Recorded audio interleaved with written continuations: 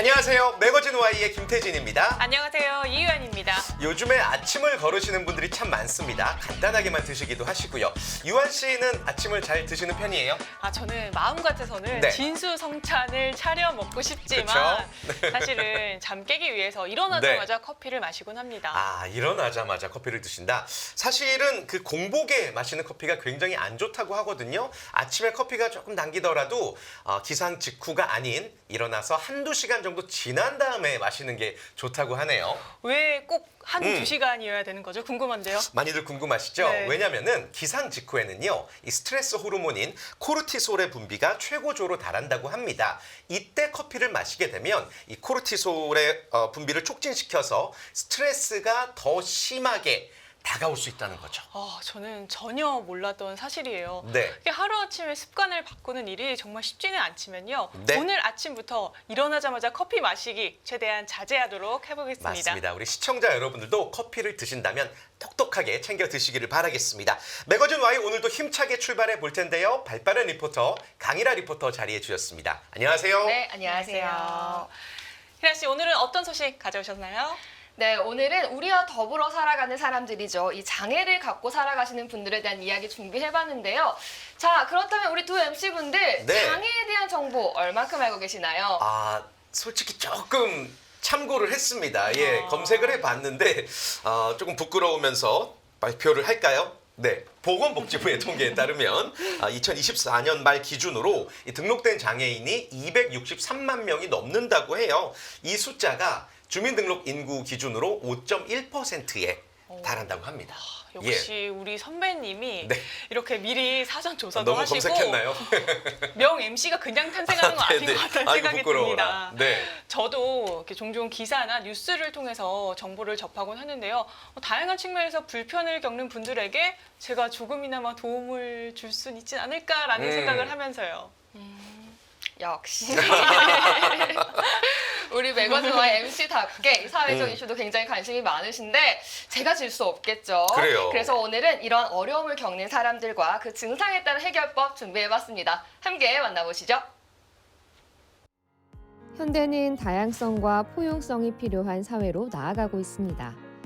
우리는 모두가 함께 살아가는 사회의 일원이죠.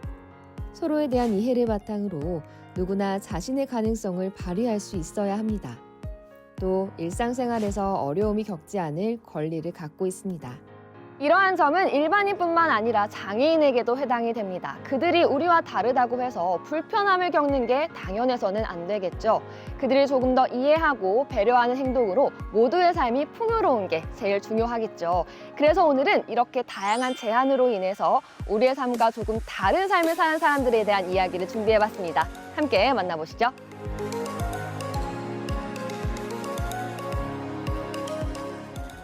몸이나 마음 혹은 정신이 힘들어 어려움을 겪는 사람들이 생각보다 많습니다. 이러한 어려움을 가진 사람들과의 소통, 협력은 무엇보다도 중요하죠. 이를 위해선 그들에 대한 올바른 이해가 필요합니다. 가장 먼저 해야 할 일은 편견이나 고정관념 버리기. 장애인을 이해하기 위한 노력들은 다양합니다. 교육과 캠페인을 통해서 올바른 정보를 접하고 또 그들과 직접적인 교류도 하나의 방법이 될 수가 있겠죠. 우리나라의 5%를 차지하는 그들. 그렇다면 현재 우리나라의 장애인의 상황은 어떨까요? 국내 등록 장애인 수는 약 263만 명. 장애 유형별로는 지체장애가 43%로 가장 많고 이어서 청각, 시각, 뇌병변, 지적장애 순으로 나타났습니다. 그리고 연령별 주요 장애 유형을 확인해 봤는데요. 65세 이상은 지체, 청각장애가 주류를 이뤘고 65세 미만은 발달장애가 두드러지는 경향을 보였습니다. 여기서 눈여겨볼 점은 65세 미만에게서 가장 많이 나타나는 발달장애입니다. 이 발달장애는 매년 평균 3.3%씩 증가하는데 이 발달장애 안에 속하는 자폐 스펙트럼은 조금 더 가파르게 증가하는 추세네요. 자세히 살펴보니까 이 자폐 스펙트럼 장애는 매년 평균 8.1%씩 증가하고 있네요. 발달장애는 지능, 언어, 사회성 등 발달이 늦는 모든 장애를 총칭합니다.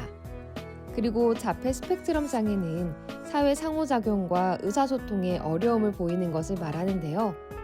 이번에 만나본 분들은 이러한 자폐 스펙트럼 장애로 어려움을 겪고 있는 자녀를 가진 어머니들이었어요. 우리 아이들이 정말 해맑게 잘 놀고 있던데, 근데 우리 아이들이 장애를 가지고 있다고 제가 들었어요. 어떤가요? 저희 성현이는 자폐 스펙트럼 장애를 가지고 있고요. 지금 현재 중학교 1학년입니다. 그리고 지금 현재 TMS 치료를 받으러 제주도에서 지금 올라왔는데요. 아직 진료까지 좀 시간이 남아서 공원에 잠깐 놀러 왔거든요. 네, 저희 아들은 과잉 행동이 좀 심했어요. 이렇게 공원을 산책하거나 외출 시 갑자기 뛰어 달려 나가는 행동, 그렇게 해서 잡지 못하고 잃어버리는 그 상황이 종종 많이 발생했었고요. 두 아이의 어머니 얘기를 듣다 보니 무척 마음이 아프더라고요. 국내는 물론 세계적으로 자폐아의 수는 증가하는 추세죠. 이 증상은 특히 조기 진단과 지속적인 지원이 매우 중요한 장애입니다. 따라서 자폐는 더 이상 특별한 아이들의 문제가 아니라 우리가 보듬어야 할 공동의 과제로 인식하는 게 중요하죠. 선생님, 드라마 때문인지 요즘에 이 자폐아에 대한 관심이 좀 높아지고 있는 것 같아요. 이 자폐, 정확하게 어떤 건가요? 자폐 스펙트럼 장애는 정확하게 말하면 신경 발달 과정 중에 특정 영역에 문제가 생겨서 사회적 소통의 장애, 언어 장애, 감각 처리 장애가 생기는 질환을 말합니다. 우리 우영우 보셨죠? 우영우처럼 아주 고기능을 가진 자폐 스펙트럼 장애부터 언어가 안 되고 모든 감각이 좀 무너진 저기능의 자폐까지 아주 폭넓게 얘기를 하게 되고요. 가장 자폐 스펙트럼 장애의 가장 중요한 포인트는 사실 사회성을 결여죠. 말이 느리거나 타인과의 눈맞춤이 어렵고 반복적인 행동을 보이며 감각 자극에 민감하게 반응하는 것. 다 같은 자폐 스펙트럼 장애라는 진단명 아래 있지만 그 표현은 다양합니다. 그래서 자폐는 같은 지도 위 다른 여정이라고도 불린다고 하죠. 특히 우리가 별일 아닌 것이라고 여기는 자극들이 어떤 아이에게는 하루를 견디기 어려울 정도라고 하네요. 자폐 스펙트럼 장애를 가진 친구들을 치료하실 때 가장 좀 우선적으로 중점 두는 부분들은 어떤 건가요? 가장 먼저 시작을 해야 될 부분들은 바로 이 아이들의 감각의 문을 열어주는 일일 것 같아요. 아까 설명했듯이 일상적인 감각을 받아들일 때 왜곡하고 다르게 해석하고 또 반응하고 있잖아요. 굉장히 삶에 큰 영향을 미치고 있거든요. 심지어는 어떤 아이들은 변기가 무서워서 초등 갈 때까지 기저귀를 못 때리고 있는 아이들도 있어요. 그래서 이러한 불편한 감각들을 먼저 해소시켜주는 게 먼저고, 그 다음에는 사회성을 위한 훈련들, 언어치료, ABA, 인지치료 등이 들어가야 됩니다. 이런 치료들을 병행하면서 도움을 주기 위해서 우리가 약물치료라는 것들을 같이 하는데, 약물치료는 아무래도 뇌의 화학적 작용을 일으키다 보니까 효과와 함께 부작용이 있을 수가 있어요. 그게 단점이죠. 근데 이러한 TMS 치료는 뇌의 정기적 자극을 통해서 그러한 부작용 없이 뇌가 잘 활용할 수 있도록 도와주는 아주 건강한 치료입니다. 이곳에서는 치료 전 가장 먼저 뇌파 측정을 한다고 합니다. 아이가 일상생활에서 느끼는 불편함이 뇌파로 설명되는 순간이라고 해요. 이 작업은 매우 중요하다고 하네요. 뇌파를 제대로 분석하려면 여러 가지 순수한 뇌파가 2분 정도의 길이로 필요합니다. 2분이라고 하면 짧다라고 생각되기 쉬운데요. 사실 이 2분 안에 눈 깜빡임, 속눈썹 움직임, 눈동자 움직임, 찡그림 등이 없어야 한대요. 선생님, 지금 뇌파를 측정 중이신 것 같은데 어떤 측정인지 좀 설명 부탁드릴게요. 네. 뇌파는 여기 보시면 이렇게 19개의 위치에서 아주 미세한 전류의 흐름을 측정을 해서 이걸 증폭해서 뇌파로 이렇게 보여지게 돼요. 뇌파 자체가 굉장히 미세한 전류이다 보니까 오히려 눈 깜빡임이나 근육 움직임 같은 것들이 더 크게 보일 수가 있어서 뇌파는 분석보다는 잘 찍는 거 자체가 굉장히 중요하고요. 사실 우리가 정량한 뇌파 분석하기 위해서는 이런 잡음이 없는 순수한 뇌파가 약 2분 정도 기가 필요해요. 사실 어른들도 눈 깜빡이지 않는 거, 눈썹 움직이지 않는 거 굉장히 힘들잖아요. 우리 애들도 특히 발달 장애가 있는 아이들은 이렇게 움직이지 않는 게 너무 힘들어서 뇌파를 찍는데 좀 오래 걸리고 힘이 든 것도 사실입니다.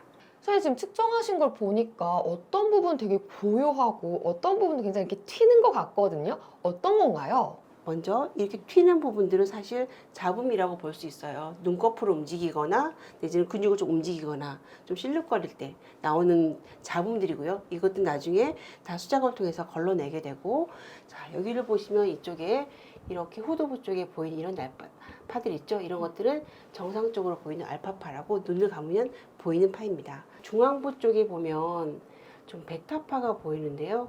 중앙부 쪽에 베타파가 보이는 거는 일반적이지 않는 경우여서 나중에 정량한 뇌파를 통해서 어떻게 나오는지 한번 보기로 하시죠.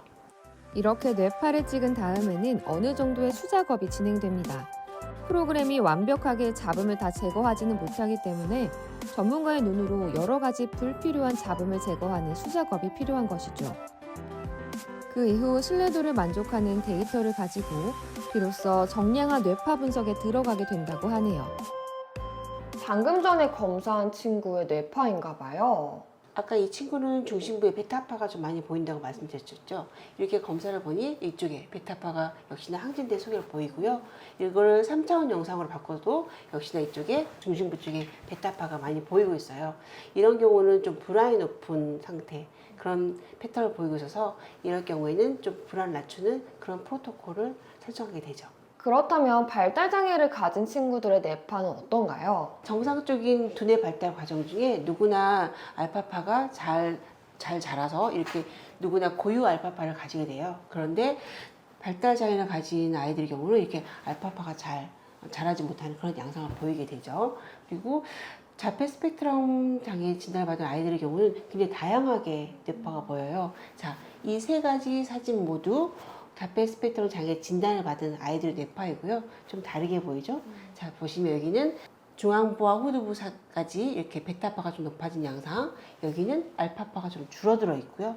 저쪽은 마지막은 하이베타가 전두부부터 중앙부까지 항진되어 있는 양상, 이렇게 아주 다양한 뇌파 소견을 보이게 됩니다. 두뇌 발달 과정 중에 누구나 개별화된 알파 리듬을 갖게 됩니다. 자폐 스펙트럼 장애를 가진 아동의 경우 이런 개별 알파파의 발달이 더뎌서 증상을 보이는 경우도 있다고 하죠. 그리고 찍다 보면 밖으로 보이는 증상이 유사한데 뇌파는 전혀 다르게 나오기도 한다네요. 그렇다면 치료 계획은 어떻게 세우시나요? 치료는 이렇게 뇌파 결과와 아이가 가지는 인상 증상을 기반으로 해서 치료 프로토콜을 짜게 되는데요. 어느 주파수 줄 것인지, 어느 세기로 줄 것인지 그렇게 결정을 하게 되고요. 그리고 대뇌 피지를 타깃으로 할지, 심부 쪽을 타깃으로 할지도 결정하게 됩니다. 아까 보셨듯이 어느 한 특정 영역이 굉장히 항진되어서 감각적으로 예민한 부분 아이들 있잖아요. 그런 아이들은 그런 일상생활에 도움을 주기 위해서 너무 감각적으로 항진된 부분들을 좀 다운시킨 쪽 치료를 줘서 아이들이 쉽게 편안하게 일상생활 할 수 있도록 도와줍니다. 철저한 뇌파 측정으로 아이들에게 맞는 치료를 하는 것. 여기에서는 이러한 노력을 기울이고 있는데요. 그렇다면 치료를 받은 후에는 아이들에게 어떤 변화가 있었을까요? 6시간 내지 7시간 정도 통잠을 자는 그런 수면적인 게 1차적으로 좀 두드러지게 많이 좀 좋아진 부분인 것 같네요. 사회에서 이 아이가 적응할 수 없는 그러한 모습들을 볼 때마다 제일 힘들었는데 적응을 해나가고 있고 아이가 점점 인지적으로나 감정적으로나 감각적으로나 많이 차분해지고 있는 모습을 저는 매번 왔다 갔다 할 때마다 보고 느끼고 있기 때문에 가장 감사하고 오늘처럼 이렇게 차분하게 옆에 있어준다는 거 이것만으로도 굉장한 발전이거든요. 그래서 이 아이의 성장이 좀 기대된다. 이번 시간에는 자폐 스펙트럼 장애에 대한 다양한 정보를 알려드렸습니다. 낫기 쉽지 않은 장애 중 하나지만 치료법은 분명히 있으니 전문가와 충분한 상담을 한 다음 적절한 방법을 선택하시길 바라요. 네, 화면 만나봤습니다. 이 자폐 스펙트럼 장애에 대해서 사실 큰 관심을 가지고 있지 못했던 것 같아요. 제가 이번 기회에 어떤 증상인지 그리고 또 치료법은 어떤 것들이 효과적일지 알게 됐습니다. 네, 왜 우리 얼마 전에 발달 장애를 가진 사람들의 이제 드라마도 나왔잖아요. 그래서 뭐 사회적 인식이라든지 대우가 좀 좋아졌다라고 생각을 했는데 네. 이야기를 나눠 보니까 여전히 우리가 헤아리지 못한 고충들이 많더라고요. 네, 오늘은 이러한 자폐 스펙트럼 장애에 대해서 좀 더 자세히 이야기 나눠보도록 하겠습니다. 도움 말씀 주시기 위해서 이자영 원장님 나오셨어요. 안녕하세요. 안녕하세요. 귀한 시간 내주셔서 감사합니다. 자, 바로 한번 여쭤볼게요. 이 자폐 스펙트럼 장애란 무엇일지 정의를 한번 내려주시고 워낙 주변에 요즘에 또 많이 볼 수가 있기 때문에 우리가 그 이해가 필요할 것 같습니다. 네. 자폐 스펙트럼 장애는 신경 발달 과정 중에 특정 영역에 유전자의 변이로 발생하게 됩니다. 유전자라고 하니까 엄마 아빠로부터 물려받는 그런 거 생각하시죠? 네. 그런 건 아니고요. 랜덤하게 일정 유전자에서 특정 돌연 변이가 발생하게 됩니다. 원장님, 이 최근에 통계를 좀 살펴보면요, 발달 장애 환자가 대단히 좀 증가세를 보이고 네. 있어요. 왜 이런 현상이 벌어지는 걸까요? 네. 자폐 스펙트럼 장애를 일으키는 특정한 유전자는 아직 밝혀지지 않았어요. 하지만 여러 가지 태내어 감염이라든가 그리고 요즘에 결혼이 늦다 보니까 엄마 아빠가 되는 나이가 늦죠. 네. 그러한 부모 연령의 증가 그리고 환경 호르몬 영향이 있어서 이런 것들이 복합적으로 작용을 해서 유전자의 변이를 일으킨다라고 알려져 있고요. 네. 이렇게 발생 자체가 늘어나는 것 외에도 요즘에 드라마 등을 통해서 자폐 스펙트럼에 대한 그런 인식도 높아졌고 또 요즘에는 영유아 진단을 많이 하잖아요. 그런 것 때문에 조기 진단도 많아졌고 그러한 이유로 발생률 증가, 진단율의 증가로 실제적으로 우리가 진단되는 아이들의 숫자는 늘어나게 되었습니다. 네. 발생률은 아무래도 유전적 요인, 환경적 요인이 이제 복합적으로 작용하는 거고 또 실제로 자폐 스펙트럼으로 진단받은 그 진단율도 높아지고 있다라는 거 우리 사회의 어떤 관심이 아닌가 생각이 듭니다. 자, 그렇다면 이 자폐 스펙트럼 장애의 특징이라고 그러면 어떤 것들이 있을까요? 네, 자폐 스펙트럼 장애의 가장 중요한 사인은 사회적 소통에 있어서 어려움이 있다라고 보시면 될 것 같아요. 네. 눈 맞춤이 안 되거나 호명 반응이 안 되거나 또는 사회적 여러 가지 상황에서 맥락을 이해하지 못하는 등 다양한 증상으로 나타나고요. 그 외에도 좀 언어 발달이 늦거나 특정 패턴에 집착하고 상동 행동이 있고 또는 감각이 예민한 경우들이 이렇게 발생을 합니다. 네. 말씀 듣고 보니까 정말 일상 속에서 쉽게 지나칠 수 있는 이런 신호들이 중요한 신호라는 생각이 듭니다. 네. 모든 병이 그렇겠지만 특히 이 자폐 스펙트럼 장애는 조기 진단이 가장 중요할 것 그쵸. 같아요. 네, 맞습니다. 자폐 스펙트럼 장애는 약 18개월에서 36개월 사이에 그 증상이 두드러지게 되는데요. 이 시기에 호명 반응이 잘 안 되고 여러 가지 눈 맞춤도 안 되고 또는 비언어적 의사소통이 되지 않으면 그때는 네. 전문가를 찾아서 조기 진단을 받아보는 게 좋습니다. 조기 진단 후에 빨리 개입을 해야지 아이들의 이유도 좋습니다. 네. 조기 진단을 받고 또 그에 따른 적절한 치료법을 적용시키는 게 중요할 것 같네요. 아까 화면상에서 그 자폐 스펙트럼 장애를 겪는 아이들의 치료에 있어서 정말 중요한 게 감각 통합이다. 그런 포인트를 말씀을 해주셨는데 이게 어떤 부분인지 조금 더 구체적으로 들어볼 수 있을까요? 네, 자폐 스펙트럼 장애를 가지는 아이들의 10이면 10명의 아이들 전부 다 감각 통합 기능에 장애가 좀 다양한 정도를 네. 가지고 있어요. 이 감각 통합 기능이란 무엇이냐면 예를 들어 볼게요. 제가 이 스튜디오에 처음 왔는데 빛이 굉장히 눈이 부시고 저기 카메라 돌아가는 소리도 들리고 소금거리는 소리까지 다 들려고 네. 이렇게 주변의 소음들을 소음으로 처리하지 못하면 어떻게 되죠? 우리가 대화를 할 수가 없죠. 그쵸. 네. 이렇게 소음을 배경으로 처리하지 못하고 신호를 받아들이지 못하는 능력 이런 것들이 바로 감각 통합에 장애가 있는 것이고요. 이렇게 되면 사실 신경 네트워크들이 굉장히 과부하에 걸려서 번아웃이 되어버려요. 그래서 일상적으로 힘들겠죠. 약간 좀 위협적으로 그렇죠. 느껴지는 그렇죠. 거예요? 네, 맞습니다. 왜 살짝 터치를 했는데 이게 굉장히 세게 때리는 것처럼 느껴지고 소리가 그냥 작은 소리인데 굉장히 증폭돼서 들리는 것처럼 느껴질 수가 있죠. 그래서 이러한 것들은 아이들이 느끼기에 말 그대로 놀이터마저도 굉장히 뭐 번지 점프에 써 있는 것 같은 그렇게 위협적으로 느낄 수가 있습니다. 사실 빨리 조기에 그것을 알아차리고 적극적인 개입이 들어가줘야 돼요. 네. 잠깐 상상을 해봤는데 감각이 하나하나가 불편함으로 다가온다면 아이 입장에서는 세상이 정말 공포스럽죠. 버겁다라는 예, 생각이 예. 들 것 같습니다. 그렇다면 이러한 자폐 스펙트럼 장애는 어떻게 치료할 수 있을까요? 네, 자폐 스펙트럼 장애는 스펙트럼이라는 말이 의미하는 것처럼 증상이 굉장히 다양해요. 네. 사실 하나의 치료라고 말하기 힘들고 개개인에 맞춰서 개별적 치료 계획을 세워가는 게 맞습니다. 네, 개개인에 맞춰서 맞춤형 치료가 필요하다라는 말씀이신 것 같습니다. 사실 기존에도 이 자폐 스펙트럼 장애에 대한 치료법은 다양하게 존재해 왔는데 어떤 방법들이 있는지 대표적인 것들을 들어볼 수 있을까요? 네. 먼저 약물 치료를 보면 현재까지 자폐를 완치할 수 있다, 치료할 수 있다라고 하는 그런 약물들은 개발되어 있지 않아요. 단지 자폐로부터 파생되는 폭력성 또는 예를 들어 이렇게 과잉 행동, 여러 가지 상동 행동 등을 조절할 수 있는 그런 약들이 사용되고 있습니다. 하지만 이런 약들은 뇌 화학적 작용을 일으키다 보니까 효과뿐만 아니라 부작용도 있는데요. 체중이 증가한다거나 침 흘린다거나 내지 무표정하게 된다거나 그런 부작용이 따르게 되죠. 그 외에도 ABA나 언어 치료 같은 것들이 자폐 스펙트럼 아동을 치료하는 근거 기반 치료로 발표가 되었지만 사실 이러한 치료들은 내 아이가 가지는 기본 뇌의 기능에 따라서 치료 효과가 아주 다양해요. 네. 내가 들이는 돈과 시간, 노력에 비해서 치료가 좀 적다라고 이렇게 그런 체감된 효과가 적을 수가 있고요. 또 하나는 이런 치료들은 집에까지 가지고 와서 가정에서 엄마 아빠 같이 해줘야지 치료가 극대화되는데 사실 자폐 스펙트럼 아동이 있는 가정에서 보면 엄마 아빠가 너무 피곤해요. 지쳐있고 소진되어 있는 그쵸. 상태이기 때문에 그것까지 와서 가정에서 한다? 사실 그거는 쉽지가 않고요. 그거 외에도 뭐 치료실 승인지는 아까 말씀드렸던 감각통합치료, 특수체육, 그리고 여러 가지 사회적 훈련 등이 있을 수 있죠. 네. 네, 이미 여러 치료법들이 이제 실행되고 있지만 근본적인 해결보다는 보완 중심이라는 좀 맞아요. 한계점이 드러나는 것 같습니다. 네. 그런데요, 최근에는 이보다 좀 더 진전된 방식으로 치료법이 개발되고 있다고요?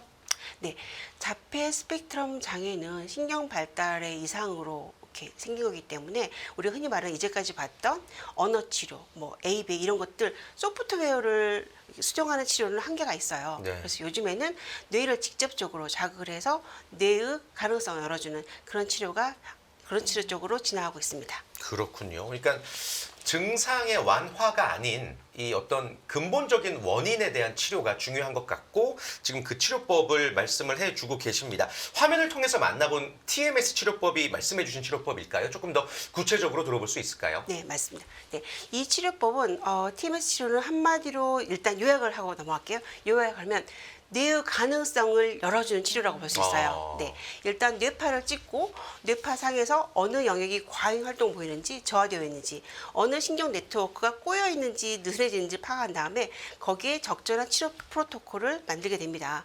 그래서 그 아이 환아에게 맞는 여러 가지 자극들을 TMS라고 기계에서 자기장 자극을 만들어내고 이 자기장 자극은 코일을 통해서 뇌에 전달이 되는데요. 네. 뇌에 전달된 이 자기장 자극이 뇌 조직에 들어가서는 정기적 신호로 바뀌게 돼요. 오. 네. 네. 이러한 자극들로 인해서 뇌 네트워크가 좀 더 효율적으로 작동할 수 있도록 도와주는 치료죠.